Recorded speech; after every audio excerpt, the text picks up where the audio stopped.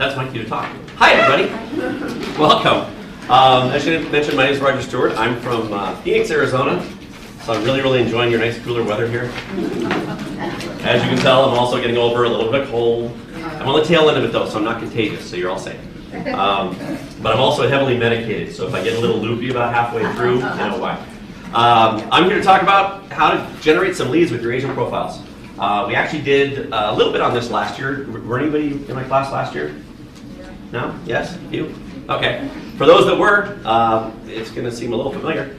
But I was working with Jody as we were getting ready for this one, and we went in and looked at all the agents that went in and actually filled out all their profiles and realized, hey, another class like this might be a good idea.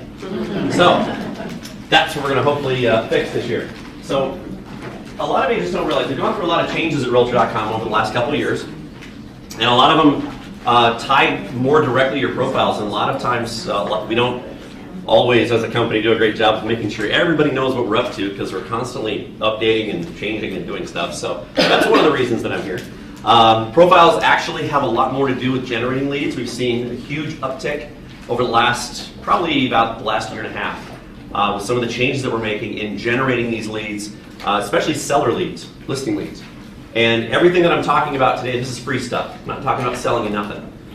These are the tools that are already there and available to you. And I'm also going to hopefully give you an idea of how to use these tools to kind of position yourself much better against your competition. Because I don't come out and do a whole lot of these. You know stuff, or you will by the end of this class, that most of your competition doesn't know about in how we work and how you can position yourself and make sure you're getting better visibility, which is a big part of what we're talking about. Hopefully you know a little bit about us. Our main focus is keeping you at the heart of the real estate journey. We work very closely with NAR. The company I actually work for is Move Incorporated. Move's a technology company. NAR came to us about 22 years ago now. And said they thought the internet thing was going to stick around for a little while, so maybe we should have a website that talks about listings and agents and stuff. They just didn't want to have to take care of it. So they basically came to us. We also own and operate Top Producer and a few other brands that you'll see a pretty slide here in a moment. But we're a technology company. They said, well, hey, we'd like you to take care of it. We only have two stipulations. One, we don't want to pay for it. And number two, we don't want to have to babysit it. So you guys do that. So we built this site. We've taken care of it for the last 22 years. They sit on our steering committee. Nothing goes on the site or happens with the site without their blessing. So we want to make sure that we're representing the brand as best we can and make sure that we're providing good, solid information to consumers. That's our main job. And then when those consumers are done doing their research, we connect them with you. It's a very different philosophy than a lot of our competition out there. We have a vested interest in your success. If you're not there, if you're not out there being successful in doing what you do, then neither are we. So that's why we have a very different kind of philosophy, shall we say. We kind of work this by combining world-class consumer experience with the most engaged audience in the industry. We'll talk more about that as we get there as well. Our parent company is News Corp. That's also helped us an awful lot over the last several years with our marketing budget and making sure those consumers know who we are and what we're all about. These are the other brands that are all under the Move umbrella. As I said, we're a technology company basically providing tools to all of you to help get you from one end of the deal to the other. That's kind of what we do. So we're going to talk about marketing your listings as well as you. Now, as I mentioned, a few changes that we made over the last couple of years. We've seen a huge uptick, and we're continuing to grow the site. We're about 60, actually I need to update the slide, about 63 million unique users each and every month right now. We're continuing to evolve that experience. We changed out the entire platform that the website runs on about a year and a half ago. So now we're on the latest technology of HTML5. It allows us to continue to evolve the site and change and kind of keep up with, especially those millennial consumers that like things to change a lot. So trying to keep up with that. We also moved out of all of our data centers and moved everything out to Amazon Cloud Services. So now we operate on server farms all around the world. Gives us much faster load times, no single points of failure, and room for lots and lots and lots of photos. If you didn't know this already, you can now upload up to 100 photos per listing. And those are all, we also do not have size limits on those photos. So if you have those nice, great, big, beautiful, professionally shot photos, you can upload those bad boys right to your listing if you want to. A lot of MLSs still have some limitations on that. We don't. So if you want to do it from your dashboard, which it's very easy to do, you can replace the MLS photos with the branded photos if you want. Also high resolution photos and up to 100 of them. We've also updated our international experience. That's also a great way to reach global buyers. We've seen a huge uptake in global buyers. In fact, they accounted for 20% of the real estate market last year. It's a pretty sizable chunk. We currently, News Corp also has ownership or partnership with several other portals around the world, and all of your listings, bless you, that come into Realtor.com are also syndicated out to these other portals. So that's giving you about another 450 million sets of eyes to see your listings each and every month. So it's kind of growing that market as well. As I mentioned, we're up about 52% over the last 3 years. So a lot of that has to go with all the marketing and the push that we've done. The reach that we have, we start talking about engagement. This is how people engage with our site. All the marketing we do is driven towards those consumers that want to do business, that are ready to, that are doing their research for real estate. They're either buyers or sellers. They're a higher quality of consumer. And the reason I say that is a lot of our competition uses other methods to help drive numbers to their site. One of them is a wonderful relationship. Probably our biggest competitor has a wonderful relationship with their friends at Yahoo. But it's not Yahoo Real Estate, it's Yahoo Entertainment. So you can see all those wonderful entertainment stories about all these celebrities that are buying new homes, or Justin Bieber goes out and buys a condo or whatever. You can click through and look at the pictures. Guess where it takes you? Their website. So it drives a lot of eyeballs there. So they talk a lot about having all these people looking at their site. The problem is quantity, not quality. They're just kind of in and out looking at celebrity homes, and that helps inflate their numbers. But these aren't people that are actually there doing research and that are ready to buy or sell. So we know that when you look at our site, when you start talking about engagement, once they're there, how much time are they spending and how many pages of information are they actually going through? We're about 2 to 1 over our biggest competitor. And all the other competitors are even lower than that. So we know we have a much more engaged customer. We also are number 1 where consumers found their home or their agent. That's according to NAR's profile of buyers and sellers. That's been 3 years running. So we're continuing to drive those numbers. So we're more a little bit about the quality of consumer we get to the site than the quantity. We've also been spending a lot of time on this part too, making sure people know who we are. That's where the big budget from our friends at News Corp has come from. So we're at an all-time high on brand clarity. So if you ask somebody about Realtor.com, they know we're a consumer site, not some site that's out there just for real estate agents. We also know that 1/3 of our visitors are unique to Realtor.com, meaning they don't visit any of our competition. Now, all these numbers are not internal. These come from a company called ComScore. We start talking about all these statistics and all that kind of stuff. ComScore is a third party. They are kind of the Nielsen ratings of the internet. They monitor all commercial websites, not just real estate. And they do it on a monthly basis, how traffic comes in, where it goes, all that kind of stuff. Kind of like Big Brother.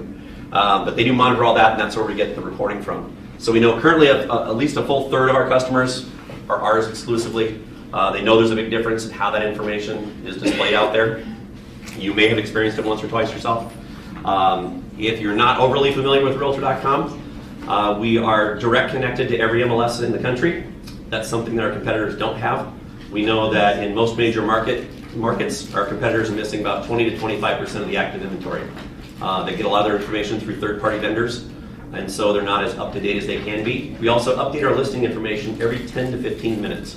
So any changes you make to any of your listings in your MLS system are live to the consumer 10 to 15 minutes later. We're the only ones that have it. That's one of the reasons that we have that number. So some of the other things we've done, we've also extended our local experience. We've redesigned a lot of our neighborhood pages and information that those consumers are looking for, a lot of lifestyle information. We have a wonderful relationship with Yelp and a partnership that's allowed a lot of additional lifestyle information that's in here, local businesses, commute time calculators, people can search by school, catchment areas, things like that. And we also continue to redesign and update the mobile experience. And I'll show you a version of what it looks like now. It's actually been updated since we even have the slide yet. Currently, we're seeing about just under 60% of our traffic. We expect it to be over 60% by the end of the year. And that's all coming in through mobile devices, either mobile web or our app. Those are 2 different experiences. But yes, we're seeing a lot of mobile traffic. So a lot of this has to do with branding yourself. Now, when we start talking about this mobile traffic, that's also important because everything else that we're talking about, not just the website itself, but getting into your dashboard to work on your profiles, going to your profiles, the international site, all of these are all operating on that same platform. They're all accessible equally on mobile, on a pad, or through a computer. It doesn't really matter where you do it. It's all the same. And that's one of the big changes to the experience overall. It used to be, about a year ago, we had what we call an M.dot site, or a mobile site. And if you've ever done online banking, you know what I'm talking about. You go in there, you got a little site, you start doing stuff, and then half the stuff you want to do, you can't do there anyway. You wind up having to go to a computer to do it. So the world as a whole is kind of getting away from that.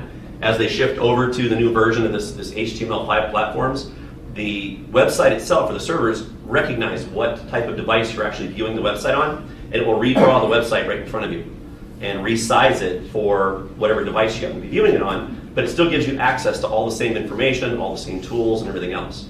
And you'll see that because we'll actually move the screen around a little bit later. So as we're doing that, one of the other new features of the site is the mapping. Any of the mapping that we have now, especially because we have so many touch-enabled devices, even laptops now you can take your finger and draw on. We have full mapping capabilities. People can go draw shapes on their map and identify certain areas that they want to pull information from.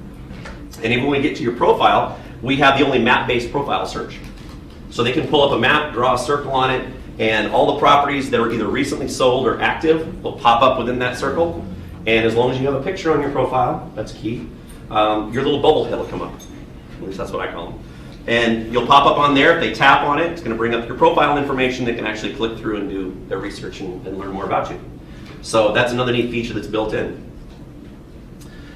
So we have these wonderful profiles. We have a new rating system we're going to talk about here in a few minutes. Recommendations, those are all part of it. It's all designed to help drive this right here.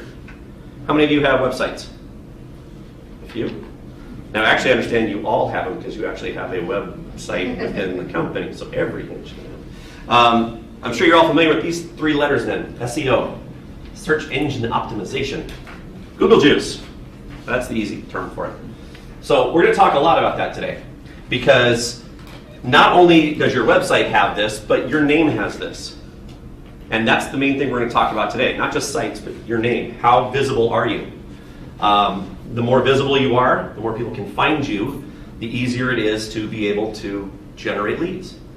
And so a lot of what we're talking about, when we talk about profiles, yes, we're talking about in the framework of the Realtor.com profile and the way we have ours set up, because there are some new features in the way that we have it set up that provide a lot more information to the search engines than people realize. So that's one of the reasons I'm here. But we want to make sure that you're aware of that because you can be using it to your advantage. Most agents don't. In fact, we know that out of the 1.2 million agents across the country, less than 5% have a fully filled out profile. Let that sink in for a second because I need to take a drink of water. Less than 1% have actually taken the time to connect any kind of social media to their profiles. And these are all things that drive that. So hopefully today we're going to kind of show you some ways to utilize all these tools together. And really it only takes about 10 minutes to put this stuff together. And if that generates one lead that helps you close a deal for the year, is it worth it? Because it's free. So why not? So that's what we're going to talk about. Now, I'm actually going to let somebody else do the talking for just a second. Let me make sure my speaker's turned on this time because we had some technical issues last time. This is actually Jenny Weimer. She's a broker down in Orlando. She's had great luck with it. This is not a paid endorsement. She did this for us on her own account just because she really likes what she's seen work with it. So I'll let her tell you about it, hopefully.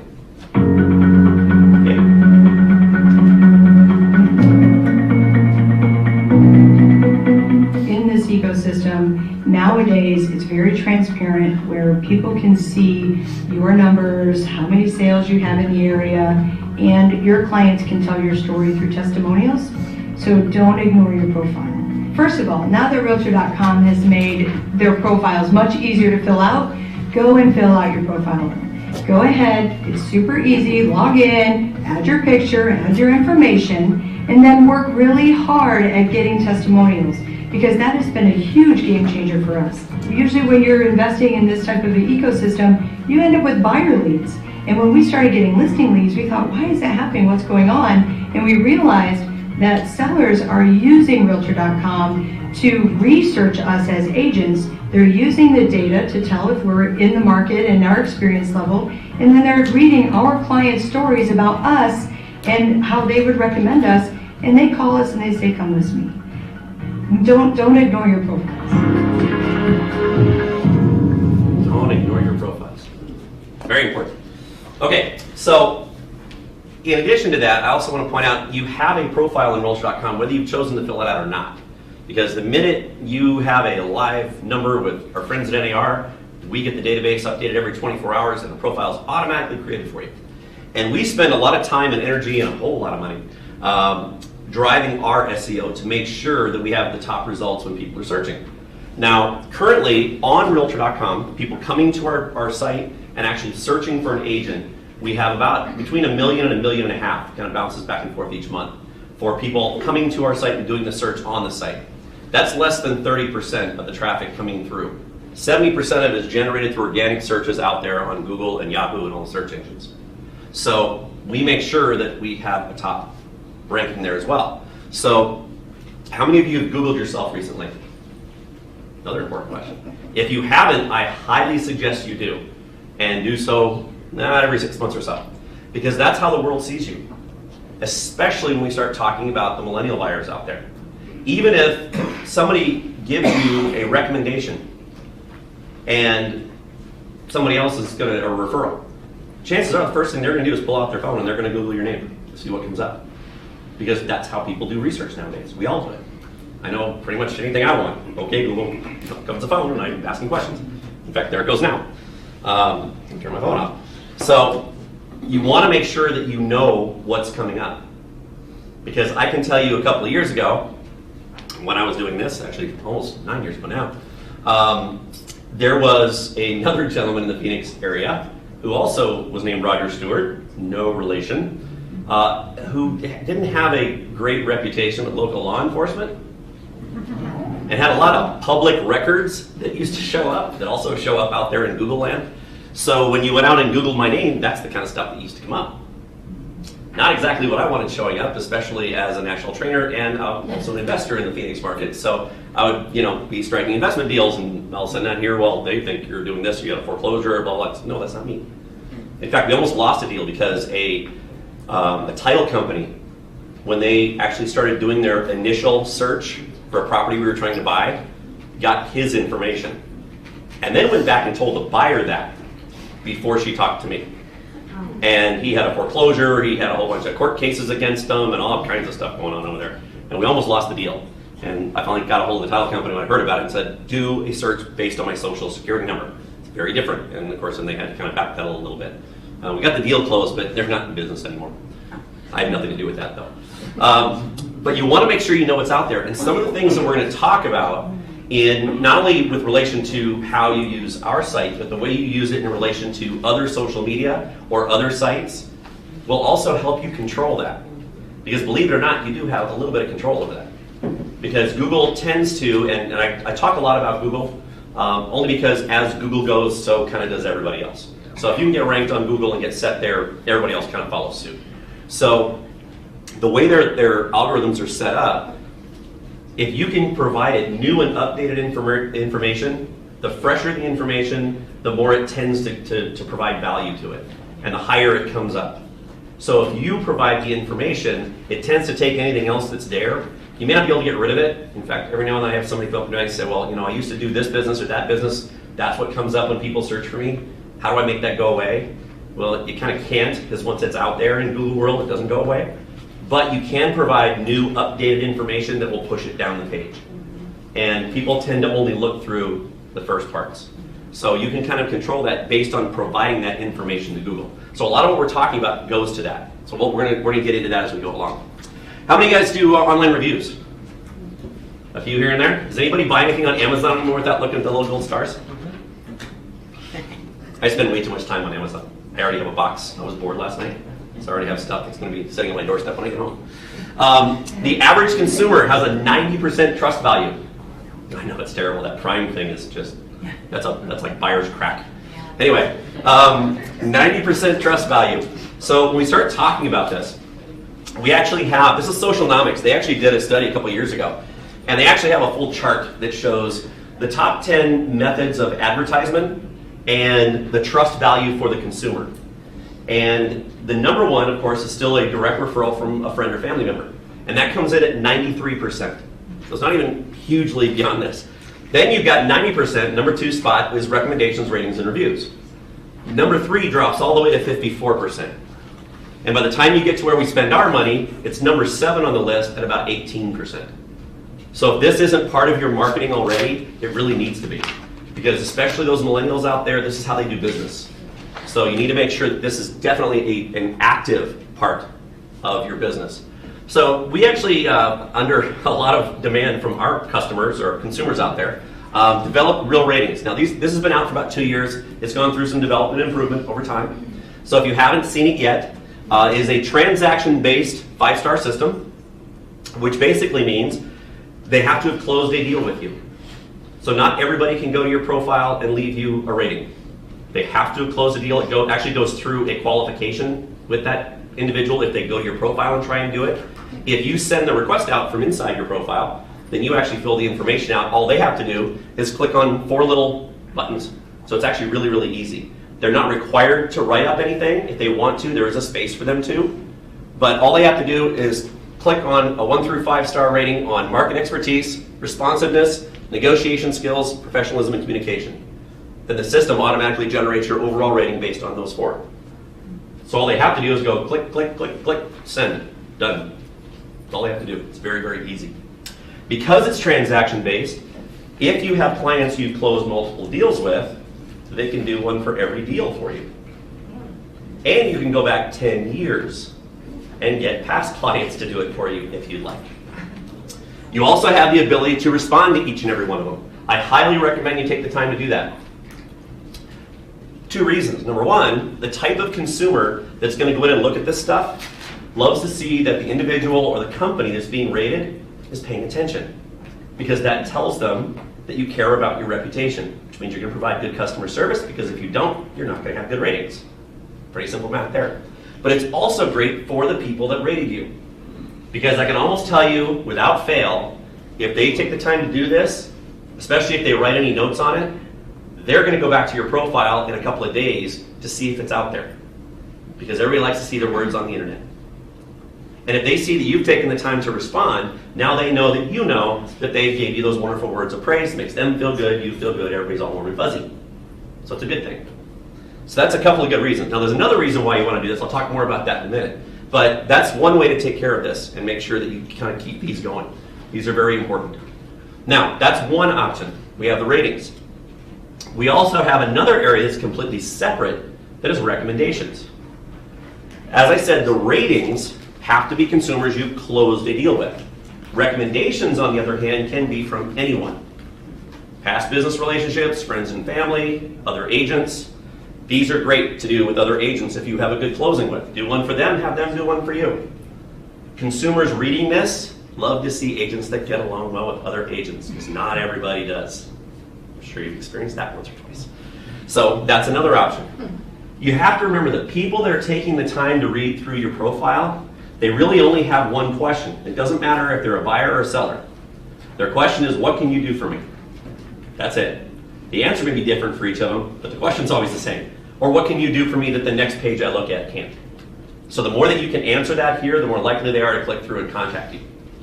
Now, one other way to inflate this area and add more recommendations, and there's a reason for this, I'll get into that in a sec too, but another great way to do that is go to all the vendors you work with. These are all people and companies that want you to bring them business. If you can get more business because you're getting seen more and you have all these great recommendations, then by default, they're going to get more business too. And they're getting their name and their company name out on a national portal, because Google sees these things too. It's free advertisement. Just let them know ahead of time they can't put their phone number, their email address, or their website in the verbiage. Can't do it, won't let them. Now, if they're a really, really good recommendation or a really, really good company you work with, you can also upload photos or logos, because the system can't scan for web addresses and email addresses and photos, but I didn't tell you that.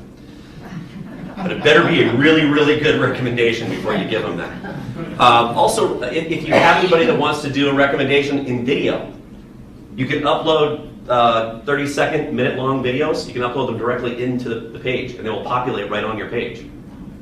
Videos also tend to bump you up in searches too. It's the only thing that gets you higher ratings than pictures. So that's another option with the recommendations area. So lots of different options here. Now, why is all this important? Well, obviously, you want to provide this information to those consumers and answer that question. And by the way, one other benefit to going out and getting all of those different vendors is for those consumers, because when these consumers go through here, I can tell you that the vast majority, and by that I mean like 99% of the agents out there, don't do that. Which means, number one, it sets you apart from everybody else. But number two, if you put yourself in the mindset of that seller, and I just sold my home back in Arizona, so I know, one of the first things you're thinking of when you're thinking of putting your house on the market, what am I going to have to do to get the house ready? Do I have a big doorknob hole in the laundry room that my son, coming back from a baseball game, slammed the door open and punched the hole that I'm going to have to patch up and paint and texture and all that stuff? Do I have a yard that needs work? Do I have a pool that needs some work? Where am I going to find all these people? That's what you can do for me. Because if I'm looking through there and I suddenly realize this person knows all these people, now I don't have to go find them. That's a good reason for me to call you. And again, most agents don't do that because they also don't understand what all this does on the back end, which I'm about to tell you about. So it's a great way to build this area, provide that information to those consumers, provide a little extra advertising for the people you work with, and boost your rankings, which is the part I'm going to tell you about now. The other reason for having both of these areas filled out nicely, other than the obvious, is how our system works. When consumers go to Realtor.com and they go to find a realtor, even if they're coming in from Google, if they don't search for you by name and click on your name and go straight to your profile, they all pretty much end up on the same Find a Realtor start page where they put the location of the area they're looking for a realtor. When everything comes up the first time, the initial sort order is recent activity. And so what that means is that all those people that show up there have recently made a change to a listing in the MLS. Now I see the light bulbs going off. Yeah. How often do we update our listings in the MLS? I told you in the beginning. Every 10 to 15 minutes, right? So yes, I can see the thought process is going. If I go in and update my listings, I'll be first on the page. Yes, for about 10 minutes. So unless you're going to update your listings every 10 minutes, you're not going to stay there very long. And if you got time to do that, you really need to find a hobby. Or go out and sell something. But in either case, we designed it that way on purpose. It was a way for us to kind of randomize the page. So basically every few minutes the whole page updates because somebody's always changing something.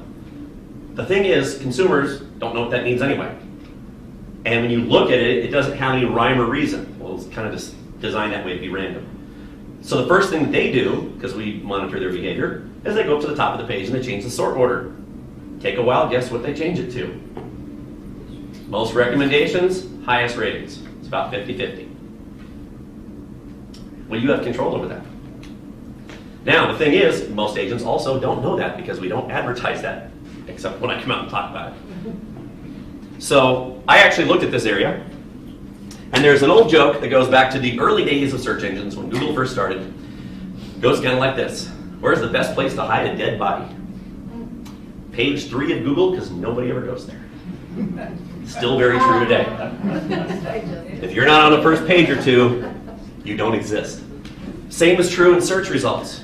Anywhere, even on Realtor.com. We have 20 agents per page. If you're not on the first couple pages, they're not going to keep clicking. If they don't find what they want in the first few pages, they usually resort. And typically that's when they go back and forth between highest rated and most recommendations. So I did a search last night, and if I search by highest rated, guess how many ratings the highest rated person in this market has? 2. More than that. Okay. Any other guesses? 4. A few more than that. 14. See, last time somebody guessed 100, so at least it sounded a little more impressive. 14. That's #1 spot for the entire Omaha area. 14. 14 recommendations. 14 ratings. Ratings. Ratings. The bottom of the page, first page, 2.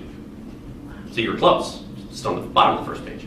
So if you have 3 customers that you can get a rating from in the last 10 years, you're on the first page. You can get more than 3, then you bump yourself up the page. Now, if we go over to the recommendations, these are a little easier to get. And I will tell you over here, somebody's actually been working on it a little bit. She was probably in my class last year because she's an NPD agent. She has 47 recommendations. That's in the #1 spot. By the time you get to the bottom of the page, 13. By the time you get to the bottom of the second page, 1. Yeah. It ain't that hard. In fact, if all of you gave each other one, you'd pretty much dominate the first page. You'd all have it right there. That's all you gotta do for recommendations. So it's really important that you have a good profile. We're gonna talk about that next. That's all pretty, so when they get there, there's content for them to digest. But you gotta get seen first. If you're beyond page 2, you're buried with the dead bodies. We gotta get you away from that. So the first thing you can do, get some recommendations and some ratings. And the cool thing is, especially the recommendations, those are easy. Because you can actually do one blast email to like 22 people at one time. So you can actually copy and paste all your vendors into one email, send it out. They don't see each other, by the way. It actually sends a separate email to each one. And all they have to do is reply with their rating, or the recommendation. And then what it does is you can actually get that on your phone. So if you're out and about and you start hearing back from them, you pop open the email, it'll say, John gave you a recommendation. It'll show it to you. There's 2 buttons right underneath, approve or disapprove. If you tap the approve button, it automatically posts itself. There's nothing else you have to do. If there's a few adjustments you want to make, you can hit disapprove, go in and make the adjustments yourself, and then approve it. And in that same area in recommendations, if you happen to have recommendations on other sites, wherever they are, whether LinkedIn, you might have them on Zillow, you might have other profiles where you have other recommendations, you can also copy and paste all those in. So you can get as much traction over here as possible. So it's very, very easy to build that out. Is that everything reviews on Facebook? What's that? You get a bunch of reviews on Facebook. You copy and paste it in there? Absolutely. Yep. You can bring all those into recommendations. You can't do it with the rating section. The rating has to be a one-to-one relationship for its validity, kind of like Yelp or like 5-star stuff. But the recommendations, you can bring them in anywhere you want. You have complete control of it. Okay, so let's talk about managing those leads and how to set up that profile itself. Now, the profile itself, we've also, over the last couple of years, made a lot of changes. Lots of leads can be delivered via text or email. Because remember, those leads do need to be followed up with quickly. It doesn't matter where you get your leads from. You got to try and get to them as quick as you can. The easiest way to do it, in my recommendation, set up your profile for it to text you when a lead comes in. And you can actually, in both iPhones and Androids, you can set up auto responses in your text. So it's like a one-button hit. So if you're busy with a client, you can still respond to them without really taking time away. You don't have to sit there and type up the whole thing and say, okay, that's a lead, boom. And then just what you do is you set up for an auto response that says, hey, thanks for reaching out. I'm busy with a client at the moment, but I'll talk to you shortly. When's a good time to call? That's it. And make sure you end it with a question, because most people will respond to that, and it closes the loop. That way, number one, they know they've been heard almost immediately, and that keeps them from going and clicking on other things to connect with other agents most of the time. Because really, if you think about it from the perspective of that person out there looking around, the only reason they click on other places and keep generating all these leads is because nobody's answering them. Because we all kind of expect that immediate response. If you connect with them, you don't have to talk to them right away, but if you set up an auto response where you just connect with them real quick, and you go back to what you're doing, that'll buy you the time, because they don't want to hear from 10 people. They just want to hear from one person that'll respond to them. If you make sure that you're the first person that responds, we know 65% of internet leads will work with the first person that talks to them. That's a pretty big number. The problem is, most agents out there, you know what, for an industry, you know what our average lead response time is for the industry? 15.23 hours. And 23% of the leads are all the ones that actually get responded to. 77% go completely unresponded to. And most leads, people are buying. That's what baffles the heck out of me. Leads are not cheap, yet 75% plus never get responded to at all. These are actually people out there raising their hand saying, somebody please call me, I want some help. And 7 out of 10 times, nobody's answering. That's why they're out there doing it so many times. So if you set up an auto response where you can get to them quickly and make it look like you're taking the time to say, hey, I know you're there. I'm busy with a client because I'm a successful, busy agent, which is exactly what you want. I'll be happy to call you. When's a good time to call? Or is this a good number? Any kind of question at the end. You just tap it on auto response and continue with the customer you're with, follow up with them later. Most of the time they're going to respond to you so you know you have a closed loop and a good lead. Okay?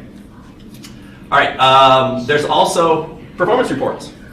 These are built right into your dashboard, so you can actually see how your profile is doing. How many times are you coming up in a search each week? And how many times are people actually clicking through to look at your profile? If the number on the left is really, really big and the number on the right is really, really small, it's because you're down there with the dead bodies. You're coming up in a search, but you're not high enough up in that search for people to actually click through and see your profile.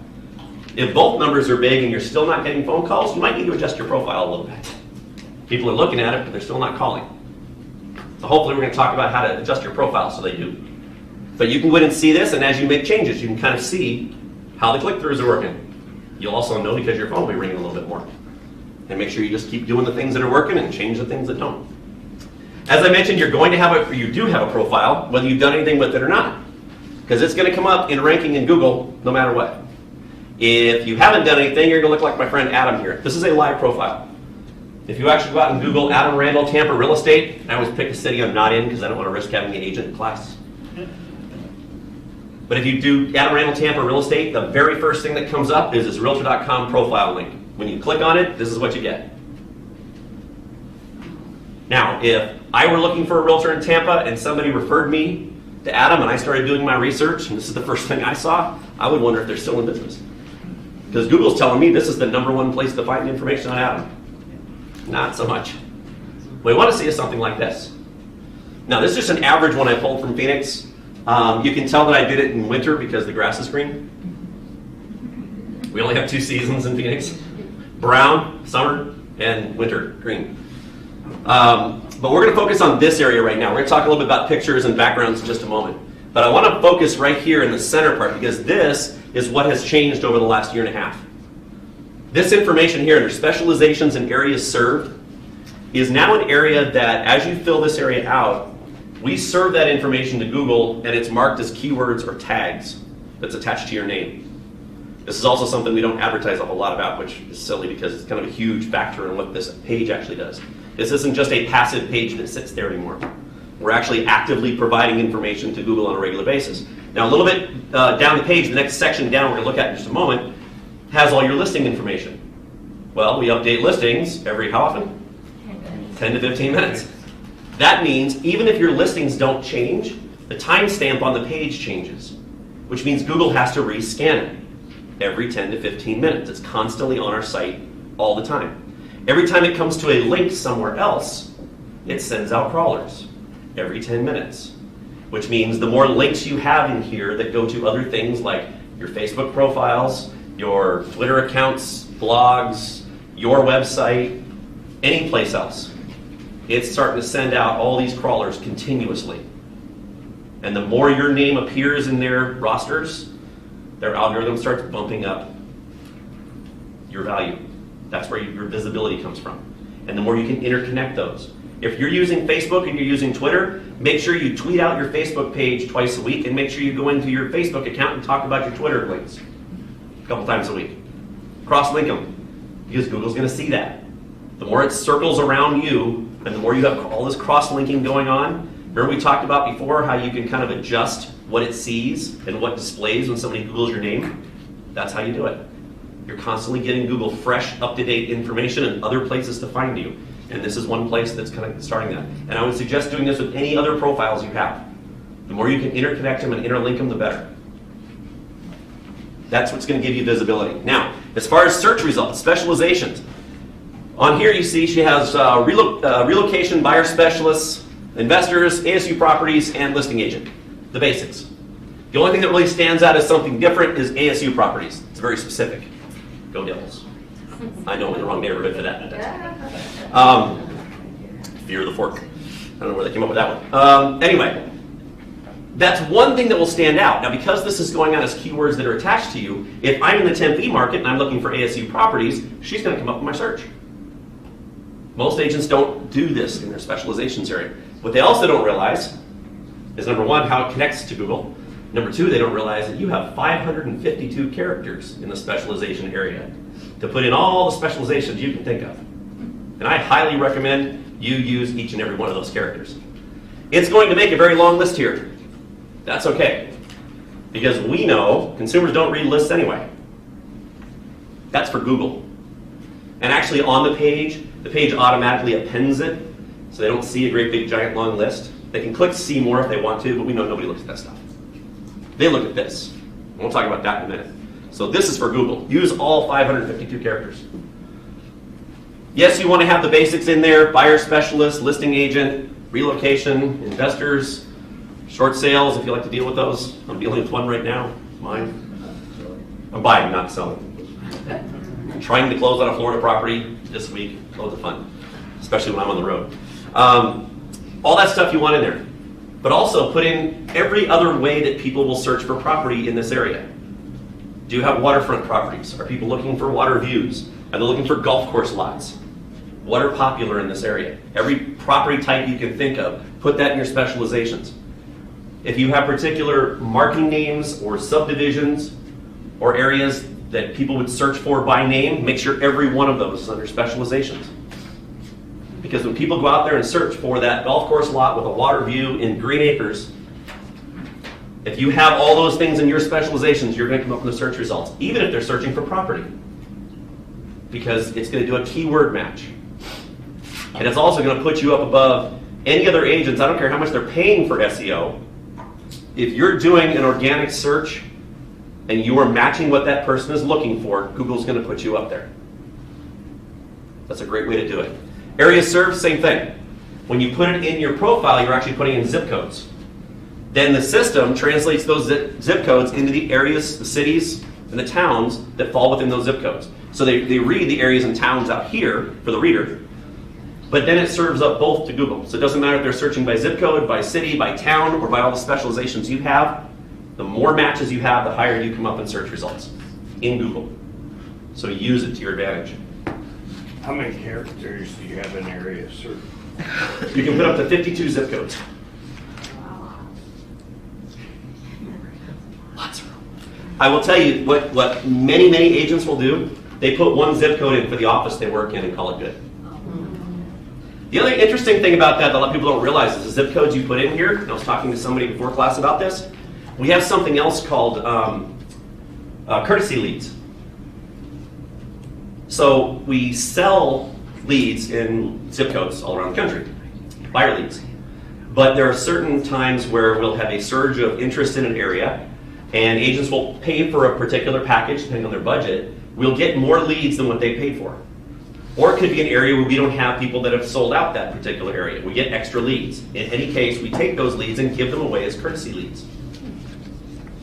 The only way we know who we give it to is because people have put their zip codes in here. Now, what will happen sometimes, this is what we were talking about earlier, is every now and then it may be a zip code that's next to a zip code that you're in. It may not be an area you necessarily serve, but the zip code's right next door, and we didn't have anybody else in the area to send it to, because no agents in that area put any zip codes in it. So we'll usually send it to the closest. Now, if it's an area you don't serve, refer that sucker. Leads are money, and you still have a person out there asking for help. Yeah, that was my next question. So can we include zip codes of cities where we have family members in and we have a referral network? Because then we can send it through Sure. ours. Even though I'm not licensed in this state. Yeah, that would. I just got, okay, I don't think I could because it would be against license law. Okay. Yeah. Either way, okay, I was excited for a second. We don't have any rules against it. Well, That's all I can Good say. answer. We don't have any rules against it. You can put in whatever zip codes you want. But there are some, ethics things about marketing in areas that you don't have familiarity with. But if zip codes happen to come in, because I know you also have a state line right here, where our system may not recognize that. It may still send you referrals on the other side of the state line where you may not be licensed. Still doesn't mean you can't refer out. You're not helping the customer. You're not offering services to that customer. You're helping them find somebody in a market that can. There's nothing wrong with that. And I'm sure the agent on the other side, especially if you've taken the time to at least talk to that customer and find out and actually connect that there is a viable prospect there. Well, I can't help you, but I have a referral network. Let me see if I can get you somebody who can. Now, if you call that referral network and say, hey, I've talked to them. That's a vetted lead. Yeah. That's worth a lot of money in our business. I'll tell you that right now. So there's still a way to refer that out and make sure the customer is taken care of. You're not misrepresenting yourself. Don't do that. But it does happen because the system doesn't necessarily look at state boundaries. It's just a computer. It just kind of does them out there. Because the other thing we have to do is make sure that these are real-time leads. So usually they're going to be in your email box or your text within 30 seconds to a minute of when they click the button asking for help. That's how fast the lead system works. Yes? Well, maybe I missed this, but it says areas served. It's got names of areas, but not zip codes. Are you supposed to type in? You put in zip codes in your profile, the system translates those into cities and towns. Okay. So the reader sees cities and towns. When you put them in, you're putting them in a zip code. Okay. The system then gives both the zip code and the city and town names to Google as the areas that you serve. Okay. Okay. Okay, so that's areas served and specializations. Take full advantage of it. I highly recommend you do, because most don't. Now, let's talk about your profile real quick. Hopefully everybody here probably has profiles you've written up for different things, company profiles, your website, various things. You want to make sure you have a nice profile in here. Now, when it comes to profiles, lots and lots of opinions on profiles. So I'm going to give you mine. In most cases, a lot of lecturers will talk about when you do your profiles, do them in third person. Because you can talk about how awesome and wonderful you are without sounding egotistical. That's true. However, in this one instance, my recommendation is do it in first person. And do it conversationally. Because typically when we talk conversationally, that should still be professional obviously, but when you're writing conversationally in first person, some of your personality tends to come through. And that's what these consumers are looking for. If you look at the mindset of the type of person that's actually going through and looking at these profiles, at this point they're trying to connect with a person. And I'll apologize to the brokers ahead of time because sometimes they get mad at me when I say this, but quite honestly, at this point in time, when that person is on this page looking at profiles, they don't care who you work for. They don't care what the company is. They're not brand loyal yet.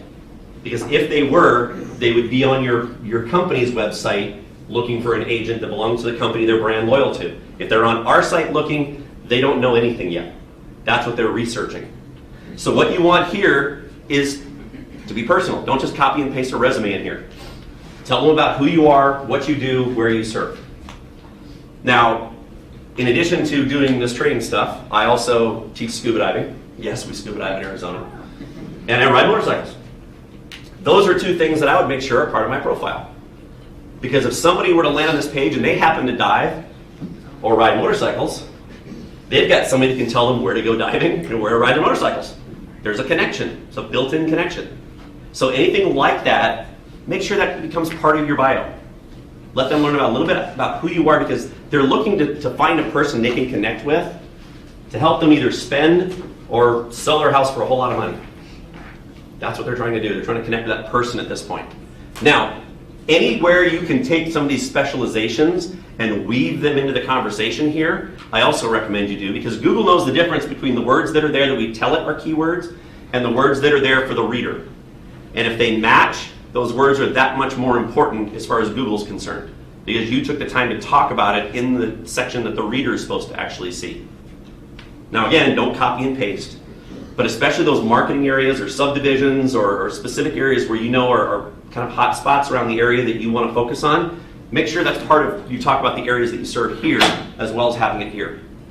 Because both of those will help an awful lot to make sure that it raises that value. So that way, even if there's another agent that has the same specializations, yours will still rate up higher because now you've also talked about it here. So we want to make sure we catch it in both places. I have a question. Yes? Is it better to have all of our various profiles the same or to make them all different? That's kind of personal preference. My personal recommendation is make them all a little bit different. Because remember, if they're actually going out to the search engines and they're pulling you up on Google, they're bouncing from one to the next to the next. If they all say the same thing, they're going to see that. So if you change it up a little bit between the different sources, it gives them a different look at you. That's the reason they're looking at different profiles. They're trying to see if they can get a different view of who you are. So if they're all the same, they're definitely going to see that. So that's my personal preference. But I know a lot of people just copy and paste the same one in. That's the information they want everybody to have. So that's entirely up to you. Okay, as we go down the page, I mentioned before, that's where your listings are going to appear. Your actives and your recently sold, so they can kind of see your history and see how you represent properties. Right below that, that's where your ratings pop in. Or right below that, that's where your recommendations pop in. And this person didn't have any, so I can't show you below, but if you have a blog, you can connect your blog and it will duplicate it here, so you're getting double the exposure. Plus there's links that will cross over to it. I mentioned you can also connect your Facebook business page or your Twitter account, same thing. Anything you post out on those sites will automatically post here. Also, anything that you get here, such as a new listing, sell a property, get a recommendation or a rating, the system will automatically post that out onto your Facebook business page as well as your Twitter account. And also, once again, you have cross connections. People visiting your profile can go out and like your Facebook page from here. They can follow you on Twitter from here if they want to, and vice versa. So it's another great way to cross connect everything. So here's a couple examples of some local ones. Nice, big, pretty pictures. That's what people like to see. This one's a really nice interior shot. Now I will tell you, first of all, I grabbed this one for a couple reasons. Number one is the interior shot. I'll get to that in a second. It's also a team profile. So if you work on teams, you can do that. Usually the team leader will create it and just add the people that belong on their team. What it'll do is, this is actually a pop-up. Usually you'd see the information we saw before down here. All this stuff for the person. As soon as you scroll down, the very next section you see is this one. And it's the team information. There's a little bio they can put in for the team. And then all the other team members, when you add them on here, these are links that go over to the other team members. And then it'll be the same on the entire teams. They all interconnect to one another. The other reason I grabbed this has to do with kind of providing information out there. Interior shots, I'm going to talk about a lot more here in just a second. They tend to get more click-throughs. I'll tell you why here in just a second. This one I pulled up for two specific reasons. Number one, remember we talked about the top-rated person that had 14? That's it right there. 14 reviews. Now, what's your first impression when this pops up? Very ad-y. I heard it. What was that? Very, very ad-like. Bingo. It's not Advertisement. Yeah. Jumps out at you. What do we do with that? Yeah. No. Exactly. Swipe Next. to the left or right? How's that go? Exactly right. Be very careful when you do this stuff. I'm totally married. I have no idea. Anyway, be very careful with this. A lot of agents do like to put a lot of stuff back there. It comes across as an advertisement, and human nature is we push away. You want things that pull people in, not push them away. So if you're going to do anything with logos or any kind of advertisement, have a nice background photo and do something very subtle in the corner. One of the best ones I've ever seen, an interior shot with a flat screen over the fireplace in the background. It was just a very small portion of the center. They put their logo on the television screen. Very subtle. In fact, I had to look at it 2 or 3 times before I even realized it was their logo. Subconsciously you see it, but it's not right in your face. So be very careful with this. You'll see a lot of ones out there like this. Something like this is going to pull people in a lot more. Carl. And it's one of yours. Yes. Interior shots. So I like to refer this kind of going back to, at some point we've all bought a car. So you go to the car dealership, you get accosted by the salespeople. But what's the first thing they want to do with you? Get you in a car. Get you in a car, keep you in a car. If you go out and do your test drive and you're back too soon, they'll keep you in the car talking to you for another 20 minutes. The longer you're in the car, the more attached to it you become. That's what you're doing here. So you use Put it in the car. interior pictures more. Yes. Interior pictures, we know, get more clicks on that magic little button than anything else because you're putting them in the car. And they don't have to be $1 million homes. What's the price point of homes you sell that you commonly work with customers with? Do that, because that's what they're looking for. You'll see a lot of landscapes and skylines and city lines. They're very pretty pictures. It's still better than nothing. But remember the mindset of that consumer. They're there for that. And they're hoping that they can find a person that can help them get that. What can you do for me? Put them in the car. We know they're the most successful ways to pull people in. Same thing here. People are looking for a nice, big, pretty home. Put them right in the middle of it. That's what gets them. You're trying to create an emotional response, because that emotional response is what moves them to click the button. Ooh, I like that. I want that. Maybe he can help me find it. We know that works the best. If you haven't done anything at all, or you had stuff in the old system, this is what your profile looks like right now. Now, if you were clicking in from Google because you were looking at somebody that was referred to you, or you're trying to find an agent, I think you'd have to agree that's going to get your attention. Probably a little bit more than that is. So you want to make sure you have something really good there. Please make sure you do take the time to go out and look and see what it looks like on the actual internet. Do not believe what it looks like in your profiles on Realtor.com. I'm going to show you in just a second where to click to go look, because we have a bunch of these out there. This would be great if it was a dental ad, not so much for a realtor. Because, you know, sometimes those details kind of make a difference to somebody that wants to buy a big expensive house and have you represent them. So you want to make sure that you check your ad first. Okay, so I'm going to go through here fairly quickly because I have 5 minutes and it's lunchtime and I ain't going to make you late to lunch. So in front of you, you should see these wonderful little guides. Everything that I'm going to show you is right here in this little guide. So you don't have to take copious notes. You don't have to memorize this stuff. It's all here step by step with lots of pictures. Because I like pictures. So you're going to go to Realtor.com. It's even going to tell you this part. Upper right-hand corner, you're going to log in. Hopefully you all know how to do this already. If you do not have your Realtor.com profile set up yet, right next to that is sign up. And all you're going to do is go in and put your email address and your phone number and all your Nerds ID information. It's a pretty simple process. It'll walk you right through it. But the first thing that pops up is this little box. Now, if you've gone on here before, whoops, you're not seeing a darn thing. Okay, wait a minute. I keep forgetting when I'm in presentation mode, it only shows the other screen. Hang on. I'll be there in just a second. There we go. It's going to be a very, very boring 5 minutes. We stayed the other way. There we go. So we have Realtor.com. You're going to log in up in the upper right-hand corner. You're going to get a box like this. Now, stay away from the left-hand side. Anywhere where you see it talking about Facebook, that's for consumers. Now, if you set up an account over there already, that's fine, but it has to have a different email address than your pro account. So if you did that first, if you've done that first, proper grammar, you want to make sure that you either use a different email address for your pro account, or you're going to need to log into this account and delete it in the profile setup section. There's a little delete button that makes it go away. You want to make sure you're doing all your stuff on the pro site. All right, so once we're there and you got yourself all set up, then all you're going to do is come back here and log in, and it's going to take you to your dashboard. Now, your new Realtor.com dashboard, if you haven't been in here in a while, we've gone through a lot of updates. It's going to show you all your leads that are coming in. Listing leads are if you're actually purchasing buyer leads from us, it'll show any coming through that channel. The other leads are going to be leads that are getting generated off of your profile or those courtesy leads we talked about before. Now, the one thing you want to make sure of, and it's the first thing we talk about in that little booklet, is you want to make sure that you go up here to your happy little smiling face, click on that, and go into settings. And then once that pops up, you want to do lead settings. This is really kind of important because this is where you put in the phone number, where you want leads to go, and you actually turn the feature on that will allow us to text you when leads come in. Then right below that, you've got multiple sections here for your profile leads and those courtesy leads, where you're going to go in and tell us where you want the emails to go.